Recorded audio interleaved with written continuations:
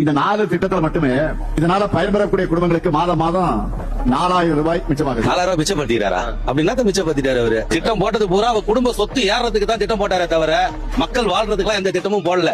திட்டம் போட்டோன்ற பேர்ல அவங்க செஞ்ச மகா சாதனை என்னன்னா, எங்க கிட்ட இந்த பஸ் பேர் 10 ரூபாய் இருந்த பஸ் பேரை 29 ரூபாய் ஆக்கி லேடிஸ்க்கு இலவச பஸ் கொடுக்குறன்ற பேர்ல ரீலக்ஸ் பஸ் ஒண்ணு விட்டு 40 ரூபாய் புடுங்கினதான் மிச்சம்.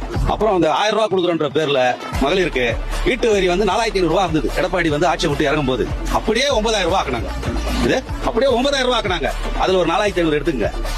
கரண்ட் பில்லு என் வீட்டுல 1500 ரூபாய்க்கு மேல கரண்ட் பில் ஆனதே கிடையாது. 2 ஃபேனு, ஒரு டிவி, 3 டியூப் லைட், ஒரு 0 வாட்ஸ் பல்பு பாத்ரூமுக்கு, அவ்வளவுதான். 1500 ரூபாய், 1200 ரூபாய், 1300 ரூபாய் மேல ஏறினதே கிடையாது. இன்னைக்கு 2500 ரூபாய் கரண்ட் பில். அதான் ஸ்லோ பாய்சன் மாதிரி.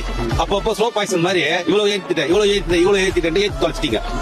என்னத்த சாதனை பண்ணாரு? ஓட்டு கேட்டு வந்தாருன்னு வைங்களா, மக்கள் அவ்வளவு வெறியில இருக்கிறாங்க அவங்க பேர்ல, திமுக பேர்ல. அவங்க ஒண்ணுமே சாதனை பண்ணல. கேட்டா எப்ப பாரு மோடி மோடி மோடி, பணம் வரல.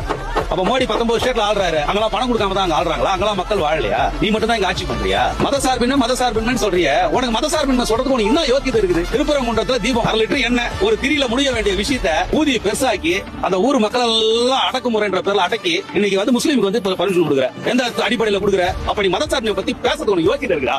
நான் ஓப்பனாவே கேட்கறேன் இதே மீடியா மூலமா. நீ எல்லாம் மதசார்பின்மை பேசுறதுக்கு உனக்கு யோக்கியதை இருக்குதா?